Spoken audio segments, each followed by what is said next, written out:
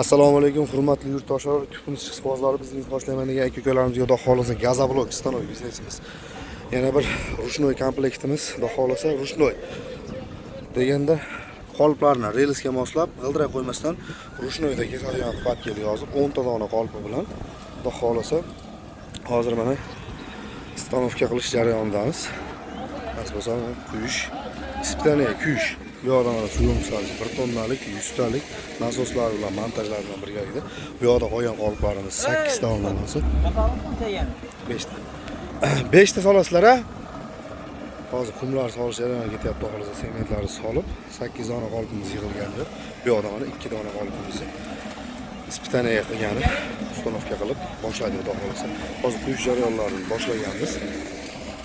Qumlarimiz Xorazmdagi qanaqa sariq qumlardan bo'ladi. Mayil. Mishalgamiz 220 ga ishlayapti hozir. Motorlarimiz ham yangi holatda bo'ladi. Ishlanmagan umuman. Boshqa holatda. Granilarimiz ham yaxshi granilar bor.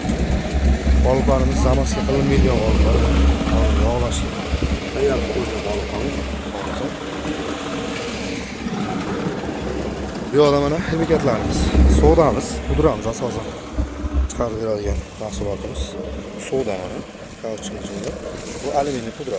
Kauchuk soda asosan xuddi yuvib berish va pudraga yordam berish hisobida ishlatiladi.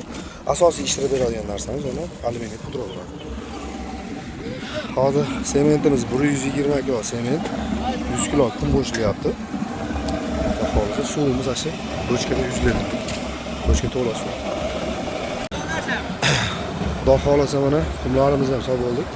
Sodamizni solyapmiz. Qurish jarayonidan ozgicha lavha.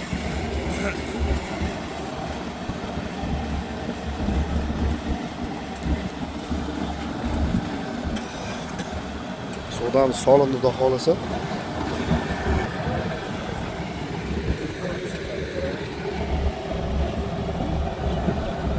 Xudo xolasa mana sharkalarimiz shunday ham mashq holatda bo'ladi. Endi haligi ko'pchilik qiziqadi, shovqini qanaqa deb savol beradiganlarga shovqini mana shunchalik bo'ladi xudo xolasa.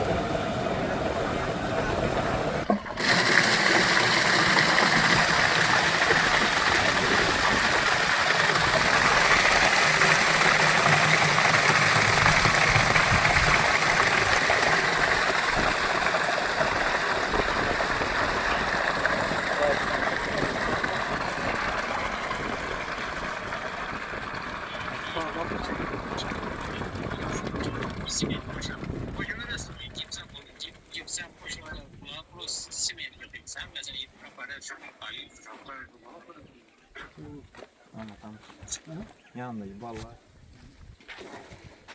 Baba adama geçsin.